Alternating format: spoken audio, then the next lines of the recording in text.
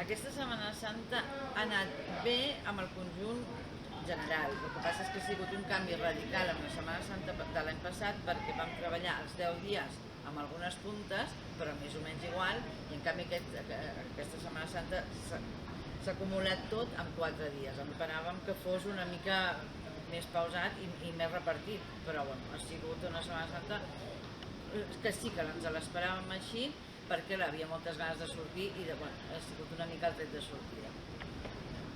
Home, nosaltres tenim bastantes famílies, perquè a l'estar directament a baix a la platja, a tenir el mar, doncs venen molta gent amb nens, però també tenim bastanta gent gran que nosaltres estem oberts des de fa 40 anys i llavors tenim clientela ja molt gran i que segueix venint i que estem molt contents que ho facin. Però tenim també moltes parelles o famílies o grups inclús que venen 2, 3, 4 parelles o 4 o 5 nens.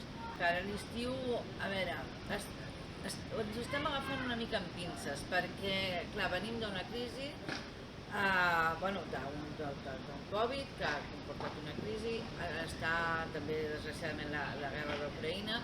Llavors no sé fins a quin punt la gent que té ganes de sortir sí, però fins a quin punt tindrà la capacitat de poder-ho fer amb el que s'ha encarit tot, això és el que ens preocupa una mica.